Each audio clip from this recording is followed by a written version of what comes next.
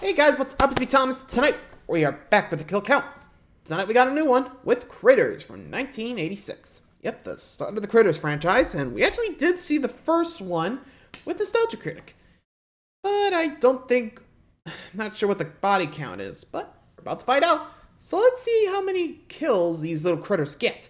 Be sure to like, subscribe for more. Hope you enjoy. Let's go.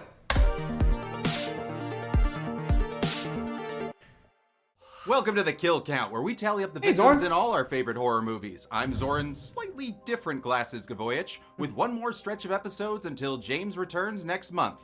Until he does, I'll be covering the much-requested Critters franchise, starting with the original from 1986. Critters is another franchise that I absolutely love. It's a finely balanced mix of horror and comedy that echoes Tremors in a lot of ways. In fact, the production was very similar as well, with a bunch of young, hungry filmmakers who became as close as the family in the film. We were like the little engine that could. It was great fun. Everybody was working as a tight-knit unit.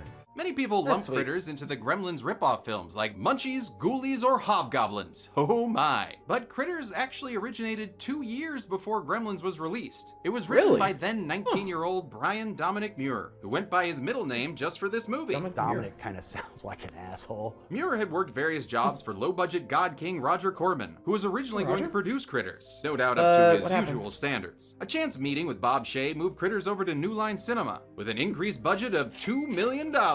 Plenty more than Corman would have spent. This first film is the only Critters Muir was involved in, and sadly, he passed away in 2010. 48 years old, but you know, he kind of left a big mark on a lot of people. Barry Opper was brought on as producer, having worked on an earlier film named Android with Muir. But much to Muir's chagrin, he would not go on to direct. Came down to a coin toss, and Brian lost the coin toss. Instead, the job went to Stephen Herrick, an editor for Roger Corman, who would later go on to direct a personal favorite of mine, Don't Tell Mom the Babysitter's Dead.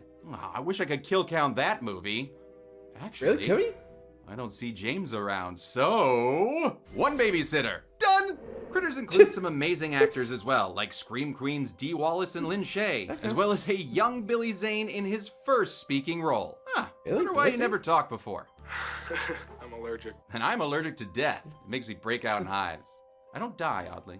But who cares about actors when you've got the titular Critters? Designed and operated by the Kyoto Brothers, the Three Stooges of visual effects. The Three Stooges for the Kyoto Brothers is a really, really good description. The Kyoto Brothers are maybe best known for creating Killer Clowns from Outer Space, a movie that led to James and I meeting, so, you know, you can blame it for me being your host today. The Kyoto Crafted Creatures would go on to have several sequels. There's the Easter one, the Leo one, the one in space, and the new one, though they weren't involved in that last one. I'll be covering all of them over the next few weeks. And yes, there is also a TV series that started on Go90 and wound up on Shudder, but I will never be covering that thing. They have like a Matrix joke in there. It's 2021, enough bullet time! But this is where the franchise started. The story of alien fugitives who land on Earth and terrorize an all-American family. The farming fam is assisted by a couple of shape-shifting bounty hunters, who help by blowing lots of shit up with their dick guns.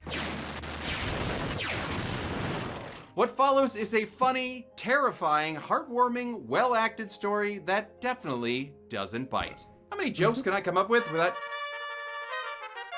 What the? Sorry, those trumpets? I want to know where those... You set this up. What happened?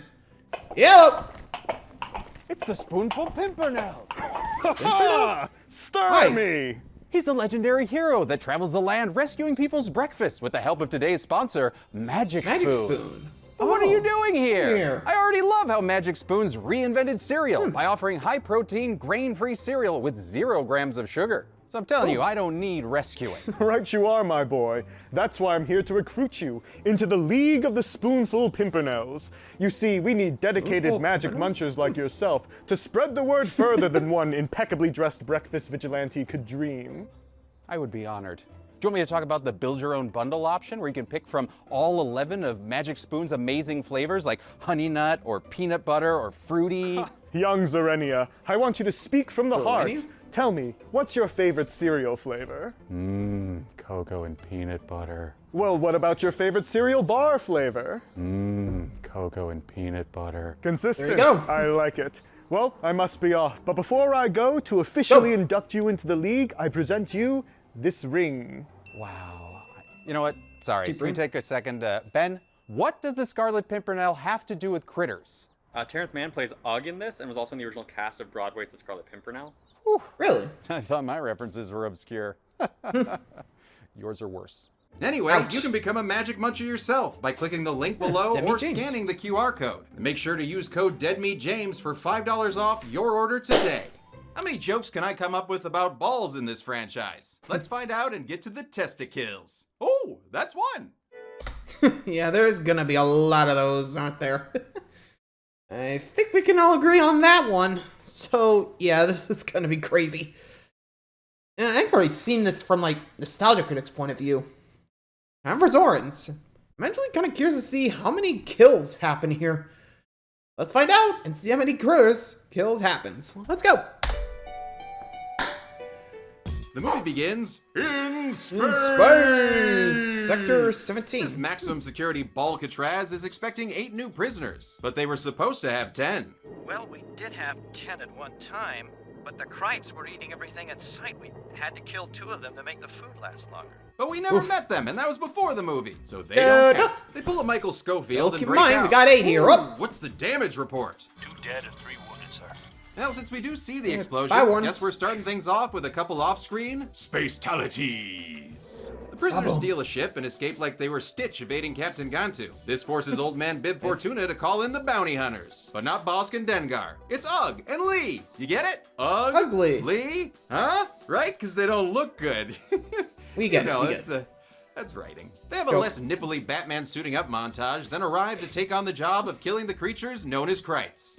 Krites. You know, that isn't very marketable. Maybe we could just call them something like Title Card. Or in this case, Critters. Critters works too. The bounty hunters head to Earth and tune into the Mojo-verse to help pass the time. This planet primer shows them Earth is violent. Like, super violent. Wow, that's World War II baby over there. murders, really? Maybe advertise some of our good stuff, like Paddington 2. Yeah, that's right. You hard stare those writers. One good thing they find is a Johnny music video Steele. starring a Power rock of star the named Night. Johnny Steele. This song, Power of the Night, was written by Barry Opper's good friend Richie Vedder and actor Terrence Mann, who plays Johnny Steele.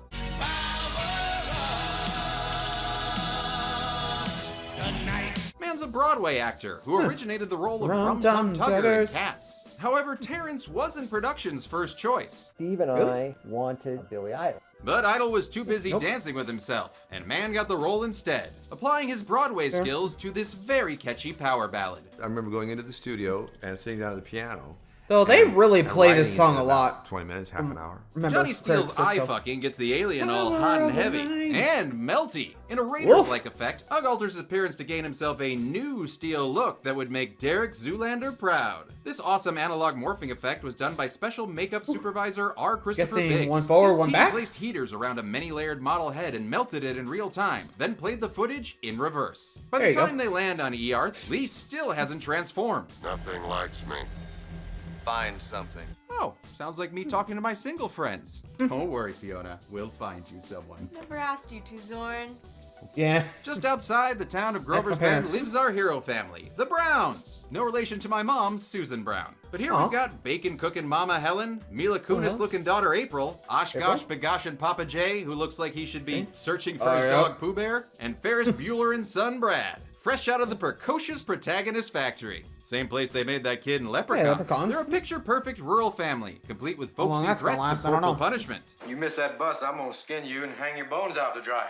Damn, Jay. Maybe Bro, a little dude. less honey into your mason jar full of coffee? You fucking weirdo. Jay's played by Billy Greenbush, previously seen on the Kill Count, Jason Go to Hell. impaling himself in Jason Goes to Hell. He's keeping this farm together with the help of hired hand Charlie, a former high school baseball star turned drunken conspiracy nut. Oh, sure, let him watch over your kid while, you know, he blows up a Y-Wing like he's working at ILM. Charlie's played by Don Keith Opper, brother of this movie's producer, Barry Opper. And I hope you like him, because he's basically our Burt Gummer of this franchise. Dad's working on the car when a new ride shows up. All the way from New York City. I'm sorry, this movie takes place in Kansas. Did this guy drive 1,300 miles to get to first base? Well, this eager dater is Steve Allott. Yeah? You like that, D. Wallace? Played in ponytailed perfection by 19-year-old Billy Zane. Steve here wants to make a good impression on April's dad, so he goes in for a handshake, only to get the finger. Cheer up, man. There's always dinner. Well, We should get going. Never mind! April and Steve head out for the night, meaning they drive about 5 feet so they can go barnicate. Well, as if horny teens ain't enough trouble, though, there are other kids upstairs putting a few household chemicals into the proper proportions. Brad here is played by Scott Grimes, best known as the voice of Steve Smith in American Dad. He sneaks out of his bedroom window while his mom and the movie get distracted by Johnny Steele again. Oh, hey, I think Helen's sexuality just got awakened right there. Jay, where are you? Nearby, this toaster of a spaceship lands and causes a ruckus that makes April think she's lost her virginity. The Earth moves. Already? Or maybe you just hit an iceberg. Don't tell Rose. Turns out the Krites have landed, and it's before midnight, so they're looking for some... The Krites are voiced by the endless IMDb page of voice actor Corey Burton, who I know most from playing Dale on Rescue Rangers and Count Dooku in Clone Wars. To create the critter language, he used a combination of Japanese rhythms and junior high French. Of course, to eat in French is manger. The faces had those teeth, so I couldn't make an M sound. I just said, Jay and Brad go to investigate and stumble upon the remnants of a critter's mouffe. What happened to him? I don't know. Without my gun, I don't want to find out. Honestly, I love seeing sensible characters in horror movies, even if on the way back home they pass a glowing spaceship that I'm pretty sure they would have seen from that distance. No? Don't see it? Alright, get your eyes checked. Across the way... Yeah, that's usually a moment like... Okay, I think they were distracted by the cow, but if I turn right and it's like, oh, ship. Okay, we got aliens. Run for your life. I would have gotten out of there as soon as I saw the ship. Like, oh, tell your mom, time to move. Bye. Anyway. Deputy Jeff Barnes is on patrol when those Tremors PAs find new work rolling critter balls across the road. It causes him to crash, and when he gets out of the car, he's shot in the leg with a porcupine quill. Barnes then screams at the camera before politely scooting himself onto the count. Back at the farm, Helen sees a creepy pair of red eyes outside the window. Oh, get that creature some Visine. Though they're not as creepy as her scare-grabbing husband. Scared the hell out of me. Oh. I'm sorry, forgive me. Rule 1 of a good marriage, always admit fault. Soren, did you mix up the minutes and seconds in the Dude Bro kill count? Yes. Yes, I did. Yes, I did. I still love you. Aw, thank you. Still love you too, honey. That was my wife. Helen is played by America's mom of the 80s, Dee Wallace. And this was the first time she was credited as Dee Wallace Stone. We've seen her on the kill count in Rob Zombie's Halloween and Cujo, in which she co-starred with her stone-providing husband, Christopher Stone. As always, she's one of this film's strongest assets. She's acting as if she's in a better movie than it is. Jay tries to call the sheriff, but someone's cut the phone line. Honestly, who are we gonna call anyway? You're already a pinbuster. Oh, and now they cut the power too? I tell you, these critters are smart. They're too damn smart. Unlike Jay, who throws away his sensible notions from earlier and goes to the cellar to investigate. Oh, hey, I see something on the shelf over there. You know, you should probably grab a stick or maybe, oh, your hand? Oh, come on, don't! Yep. That's right, say hello to the critter. Aw, you look sleepy. The critters were designed and operated by Stephen Edward and Charlie Chiodo. Muir's script described the critters as furballs with teeth, and the Chiodos added a little inspiration of their own. In this case, I think it was really the Tasmanian Devil became kind of the touchstone. Anything else? Tried to do something reminiscent of the Muppets, light and very expressive. And they did so, using practical hand puppets with hydraulic articulations in the face. The critter's signature glowing red eyes were achieved with the same reflective paint used on stop signs. They would then position a beam splitter near the camera that would reflect red light back at it. It gave the critter's eyes an incredible depth and a kind of an unreal look. It just looked really, just very cool. The only issue with the puppets was the fur they used to achieve a less cute and more quill-like look. The moose pelts we got ended up being very stiff, and it was really difficult to puppeteer. You were fighting this thick pelt that really inhibited a lot of the movement. Jay's attacked from above by another Krite who takes 5 easy pieces out of his shoulder. Jay manages to smash it with a hammer! But before he can make it up the stairs, he's hit by one of those quills we saw used on Deputy Barnes. He's knocked out and dragged away, and later we learn more about the non-Jeffrey Rush-related quills. Hey, careful, boy. That's some kind of poison. And those will make any cowboy sing a sad, sad song. Meanwhile, the Blue Ball Marathon makeout sesh has been going for what seems like hours. How are you two not noticing everything? So long as the music has stopped. Yeah, you put that weird director name cameo music back on. Ouch! Oh, damn! Bam! Yeah, can't get to There's the fingers. without those fingers. Also, I think it's supposed to seem like they were bitten off, but Zane is totally just curling them up there. A second critter appears and goes for a little belly zabe. April tries to fight it off Baghead Jason style, but it's no use. As we say via con diablos to the other collector. See ya, Billy This Zane. kill was actually much more violent in the original cut. We spent hours shoving a critter into a bloody Billy Zane stomach. I must have shot 20 minutes of him getting devoured, and it ended up just being one close-up of his face. I guess that original cut is just known as a phantom edit. Womp womp. Not you.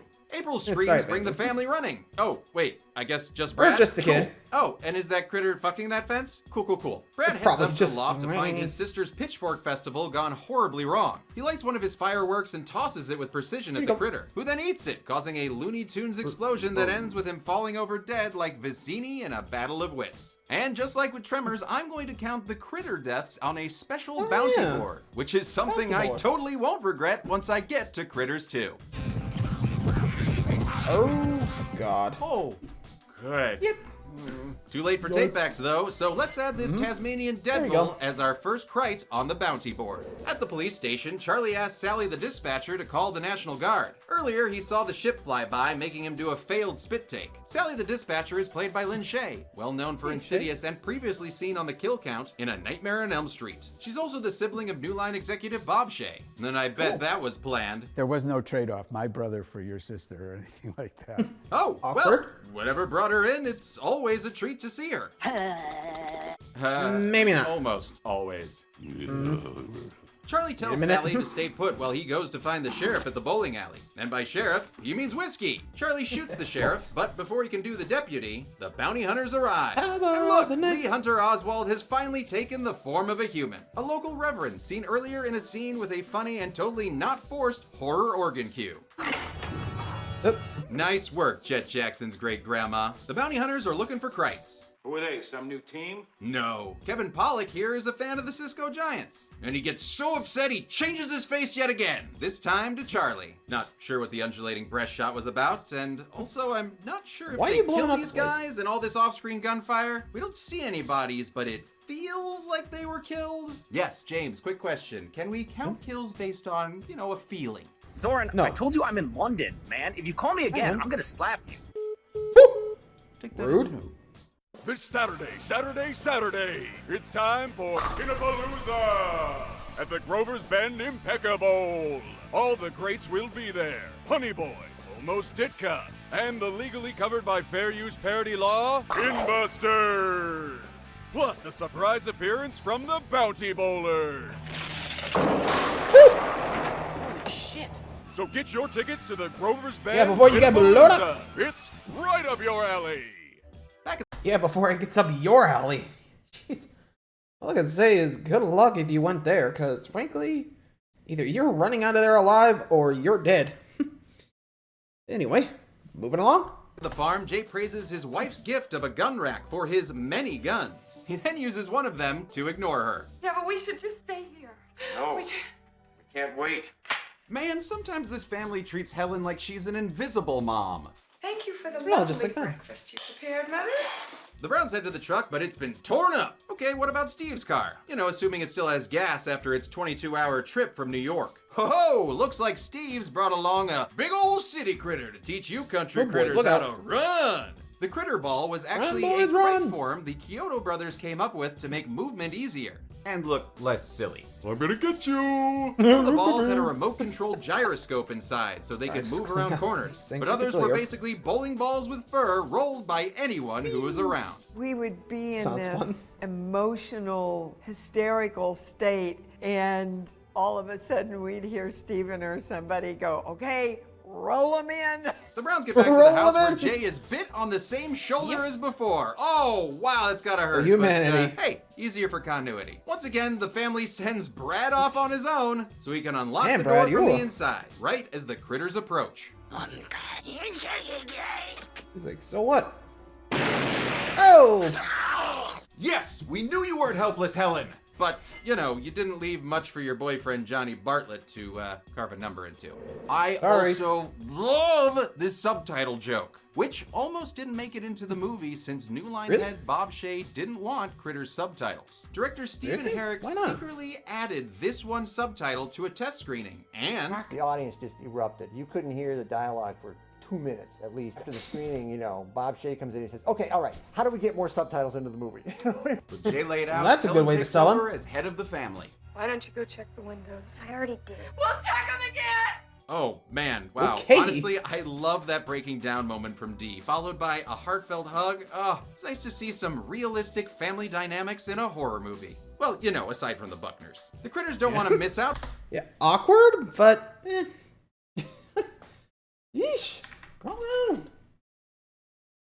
Anywho, I gotta feel bad for the poor kid. He's doing all the legwork.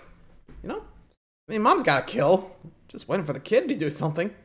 So I think we're down 2 critters and just 2 humans, I think.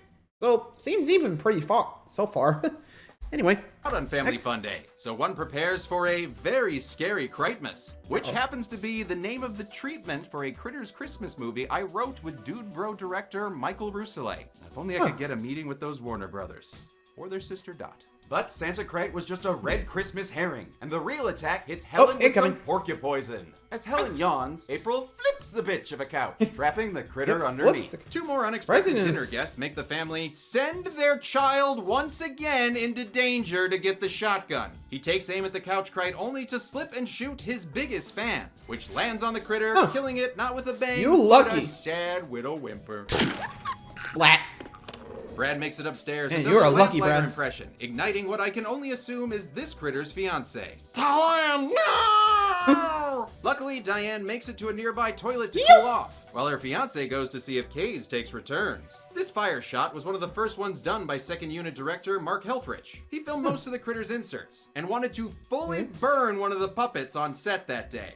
Why? Can't burn a hero puppet. They were like $10,000 with full articulation and stuff. During all these farmhouse shenanigans, Sheriff Harvey has been investigating the path of destruction left by the bounty hunters. Oh hey, verification that the bowling boys aren't dead after all. Nope, I better call James. How? Yep, didn't warn you. Definitely doing sword kill counts again. Harvey is played by M. Emmett Walsh, known for Blade Runner and less known for this 5-second film short where he eats soup. Kill count champions, ladies and gentlemen. Curly Sal reports shots fired at the old Brown place, so Harvey the Wonder Sheriffster heads over there. Brad isn't a doctor at Cook County General yet, so he volunteers to go elsewhere for help. Absolutely not. Really? You've been sending him into tons of dangerous situations, and now you draw the line. Just let the kid ride his bike for help. All right. Oh shit. Thank you. Okay. Can this movie you hear me? Brad makes his way to his bike only to find a non-Frisch's big boy who's more of a Huffy fan. It chases B-Rad into the B-Yarn, where he uses his peep eye to see that these critters have definitely been eating their spinach.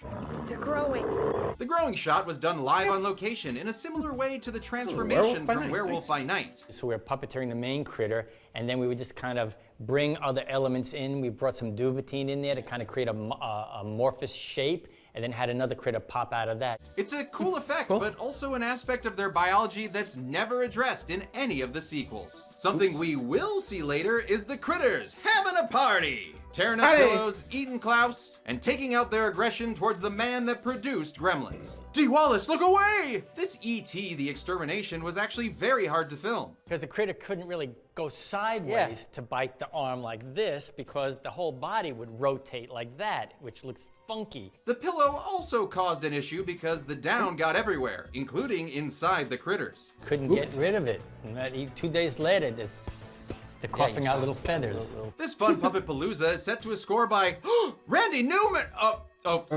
David Newman. There you go. It's still really good. Wrong David one. Newman's music is in a lot of movies and TV, including a personal childhood favorite, The Brave Little Toaster. And this party finally comes to an end when the Sweetums critter runs by the window. Wait for me, I want to go to Hollywood. Brad makes it to the road and flags down the bounty hunters. After realizing they're not the real Charlie and Johnny Steele, he tells them to head to the farm. Better hurry, since April is being attacked by a big boy. Aw, man, and looks like he tore his critter costume. Jay fends it off with a Dr. Ross Jennings special, and this landlady doesn't like it when devils are in her house. So she shoots one through the door, leaving some very green blood behind. Not unlike gremlin blood. Not gremlins. Ellen uses her last shot to take out a chair that I would love to add to the chair count. That's not a thing. You're right. But what about this door that gets knocked onto the count? Oh man, when is James coming back? All right, fine. We'll just count the kills since the bounty hunters have arrived and they're ready to take out a wall. You just saw him roll on the ground. Why are you aiming up? Yeah, that's right, Ugg. You walk by all dismissive. The Browns reunite, but only ever so briefly, since Brad is once again sent into danger to find his Wookiee of a cat. Oh, God, Chewie.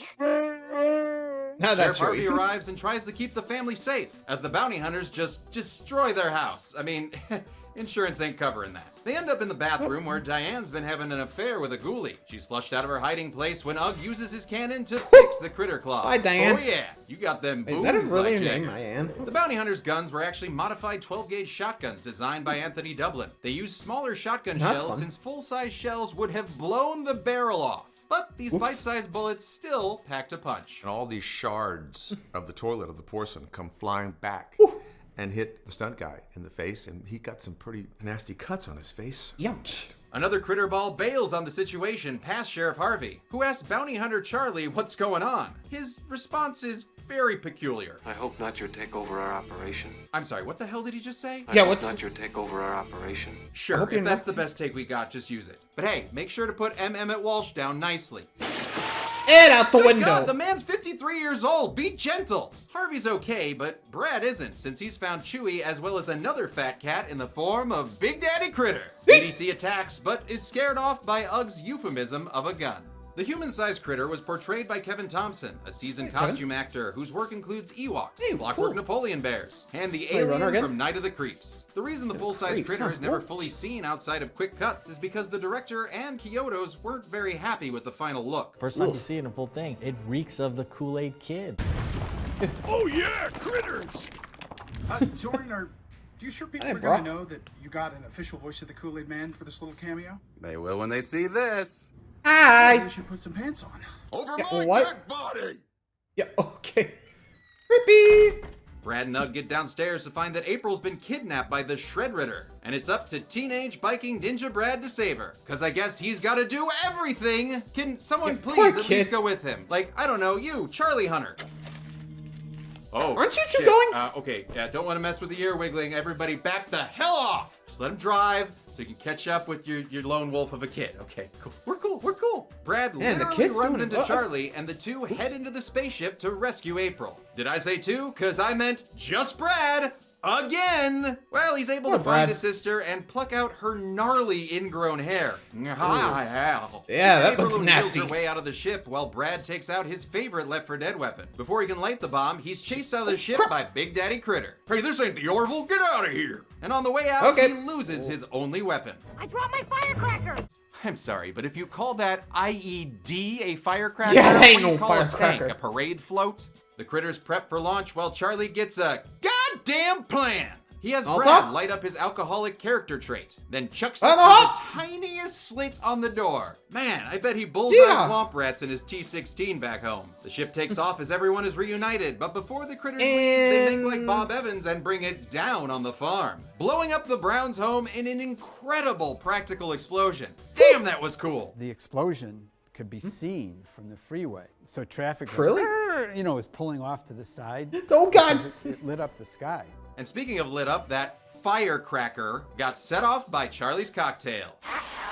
Yes, is a universal language, since the critter ship is blown up. Bye, guys. The remaining 3 Krites, and also that's all 8. The house just a bit more for good measure. The survivors look on, and Dee Wallace starts to cry when she realizes she'll eventually have to be in the not-so-great 5th film. The bounty hunters also want to return in the sequel, so they give Brad their pager, as Charlie wanders off with them, offering to be their space intern. Maybe you need a good mechanic to work on them guns. The family looks at their destroyed home as night turns to day, and they drive back to their house. Wait, where the hell did they go all night? This smells like a reshoot. And in fact, it was. The movie originally ended with the house destroyed and the family just moving on with their lives. But a comment from a random director after a test screening got them a new ending. Wouldn't it be cool if the kid could push a button and the house comes back together? And Bob Shea said, that's brilliant. To achieve this magical rebuild, a miniature replica of the house was made by Gene Warren Jr. They used cables attached to various points to pull it apart, and latex rubber inside the house. Plain reverse. Stuff would come down like